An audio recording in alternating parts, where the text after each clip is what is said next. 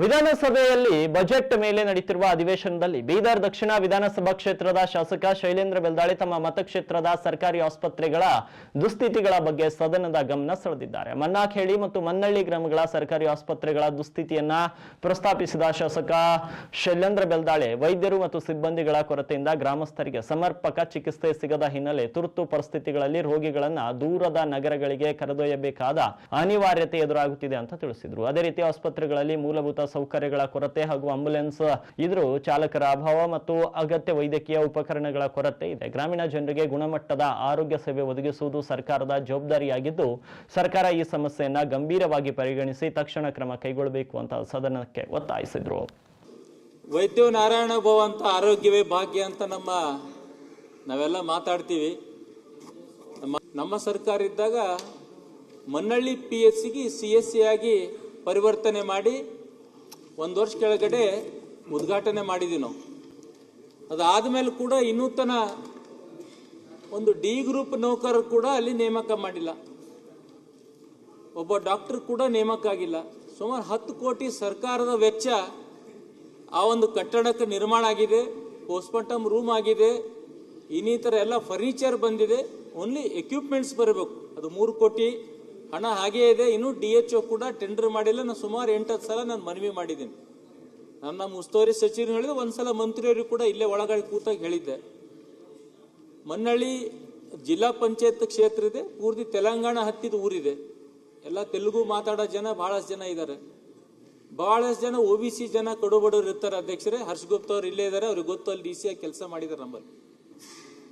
ಯಾಕೆ ಅಷ್ಟೊಂದು ಕಡುಬರಿದೆ. ಅಲ್ಲೊಂದು CSC ಮಾಡಿದಗೋಸ್ಕರ ಇನ್ನೂ 1 ವರ್ಷ ಇತ್ತು ನೇಮಕ ಮಾಡಿಲ್ಲ ಅಂದ್ರೆ ಅಲ್ಲಿಂದ DHO ಏನ್ ಮಾಡ್ತಾ ಇದಾರೆ, ಮೇಲಿಂದ ವರದಿ ಕೊಟ್ಟರ ಇಲ್ಲೋ, ಮೇಲಂತ ಸಚಿವರಿಗೇನು ಹೇಳಿದಾರ ಇಲ್ಲೋ, ಅಂದ್ರೆ ಎಷ್ಟರ ಮಟ್ಟಿಗೆ ಸೀರಿಯಸ್ ಇದಾರ ಅಂತ ನಾ ತಮ್ಮ ಮೂಲಕ ಹೇಳಕ್ ಇಷ್ಟಪಡ್ತೀನಿ ಅಧ್ಯಕ್ಷರೇ. ಮನ್ನಾಖೇಳಿ ಗ್ರಾಮ ಯಾವ ತರ ನಮ್ಮ ಶಾರದಾ ಅಕ್ಕೋರು ಹೇಳಿದ್ರು, ಅವ್ರಿಗೂ ತಾಲೂಕಾ ಆಸ್ಪತ್ರೆ ಇಲ್ಲ, ನನ್ನ ವಿಧಾನಸಭಾ ಕ್ಷೇತ್ರಕ್ಕೂ ತಾಲೂಕಾ ಆಸ್ಪತ್ರೆ ಇಲ್ಲ, ಜಿಲ್ಲಾ ಆಸ್ಪತ್ರೆ ಇಲ್ಲ. ನಮ್ಮ ಬೀದರ್ ದಕ್ಷಿಣ ಕ್ಷೇತ್ರ ಟೋಟಲಿ ಗ್ರಾಮೀಣ ಪ್ರದೇಶ ಕೂಡುವಂತ ಕ್ಷೇತ್ರ. ಮನ್ನಾಖೇಳಿ ಒಂದು ದೊಡ್ಡ ಗ್ರಾಮ, ಅಲ್ಲಿ ಗೈನಕಾಲಜಿಸ್ಟ್ ಇದ್ರು ಅಧ್ಯಕ್ಷರೇ 1.5 ವರ್ಷ ಕೆಳಗಡೆ. ಅವರನ್ನ ವರ್ಗಾವಣೆ ಮಾಡಿ ಬಾಲ್ಕಿ ತಾಲೂಕಕ್ಕೆ ಹಾಕಿದ್ದಾರೆ. ಪೋಸ್ಟಿಂಗ್ ಇಲ್ಲೇ ಆ ಮೇಡಮ್ದು. ಇನ್ನೂ ತನಕ ಕೂಡ ಗೈನಕಾಲಜಿಸ್ಟ್ ಒಂದು ಕೊಟ್ಟಿಲ್ಲ. ಅಲ್ಲಿ ಹೆರಿಗೆ ಓನ್ಲಿ ಸ್ಟಾಫ್ ನರ್ಸ್ ಅಷ್ಟೇ ಹೆರಿಗೆ ಮಾಡ್ತಾ ಇದ್ದಾರೆ. ಫುಲ್ ಒಂದು 30,000 ಜನಸಂಖ್ಯೆ ಇದ್ದಂತ ಊರು ಪಕ್ಕ ಅಕ್ಕಪಕ್ಕ 30-40 ಹಳ್ಳಿ ಊರು ಬರ್ತದೆ ಅಧ್ಯಕ್ಷರೇ. ಸುಮಾರು ಸಲ KDPL ಡಿಸ್ಕಸ್ ಮಾಡಿದೆ, ಉಸ್ತುವಾರಿ ಸಚಿವರಿಗೆ ಹೇಳಿದೆ, ಪತ್ರ ಬರೆದೆ.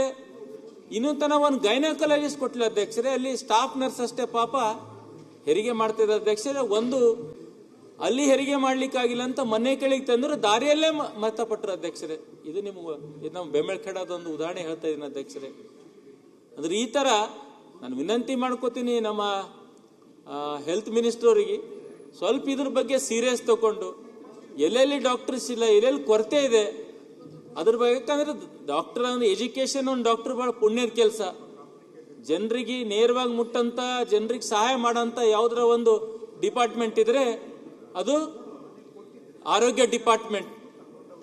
ಅದನ್ನ ಇದೊಂದು ಆಂಬ್ಯುಲೆನ್ಸ್ ಇದೆ 4 ತಾಲೂಕು, ಚಾಂಗ್ಲೇರಿ, ಬೆಂಬಳಖೇಡ ಅಂಡ್ ಮನ್ನಾಖೇಳಿ 3 PHC ಇದೆ ಅಧ್ಯಕ್ಷರೇ. ಅದರಲ್ಲಿ ಆಂಬ್ಯುಲೆನ್ಸ್ 3 ಇದೆ, ಡ್ರೈವರ್ ಒಬ್ಬನೇನು ಅಧ್ಯಕ್ಷರೇ. ಸುಮಾರು ಸಲ ಹೇಳಿದ್ರು ಇಲ್ಲ ಮೇಲಿಂದೇ ಬಂದಿಲ್ಲ, ಮೇಲಿಂದೇ ಅಪ್ರೂವಲ್ ಬಂದಿಲ್ಲ, D ಗ್ರೂಪ್ ಅಪ್ರೂವಲ್ ಬಂದಿಲ್ಲ. ಈ ತರ ಅಂದ್ರೆ ಅವ್ರಿಗೆ ಅಧಿಕಾರ DHO ಅವರಿಗೆ ಕೊಡ್ರಿ ಮೇಲಿಂದೆ. ನಿಮ್ secretary ACS level minister ambulance ಡ್ರೈವರೇ ಇರ್ಲಿಲ್ಲ ಅಂದ್ರ ಅವ್ನ ಹೆಂಗ್ ಬೀದರ್ಗೆ ಹೆಚ್ಚಿನ ಚಿಕಿತ್ಸೆಗೆ ಬೀದರ್, ಸೋಲಾಪುರ, ಹೈದರಾಬಾದ್ ಹೇಗೋಯ್ತಾನ ಅವನು? ಹಾದಿಯಲ್ಲೇ ಮರಣ ಹೊಂತಾರ. ಅದಕ್ಕಿಂತ ಸಾಕಷ್ಟು ಉದಾಹರಣೆಗಳಿವೆ. ಪೇಪರ್ ಕಟ್ಟಿಂಗ್ ಕೂಡ ತಮಗೆ ಕೊಡ್ತೀನಿ ನಾನು.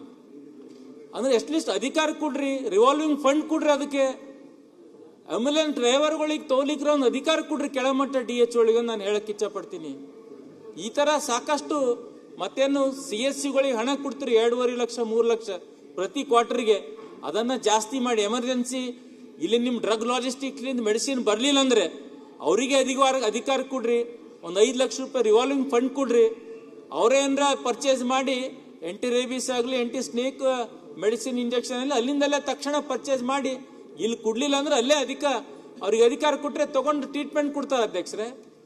ಇದನ್ನ ಮಾನ್ಯ ಮಂತ್ರಿಯವರಿಗೆ ನಾನು ಹೇಳಕ್ ಇಚ್ಛೆ. ಮತ್ತೊಂದು MBBS, ಆಯುಷ್, ಡಾಕ್ಟರ್ಸ್ ಇರ್ತಾರೆ, ಅಲ್ಲಿ ಖಾಲಿ ಹುದ್ದೆಗಳು ಇರ್ತಾವ, ತೋಲಿಕ್ನು ಬಹಳಷ್ಟು ಮಾನದಂಡ. ಡಿ ಸಿ ಅವ್ರಿಗೆ ಅಪ್ಲಿಕೇಶನ್ ಕೊಡ್ಬೇಕು, ಅವ್ರು ಡಿ ಸಿ ಅವ್ರು ಯಾವಾಗ ಖಾಲಿ ಇರ್ತಾರೆ ಅವಾಗ ಕರಿಬೇಕು, ಅವ್ರು ತಗೊಳ್ಳಿಕ್ಕೆ ಆಗಲ್ಲ.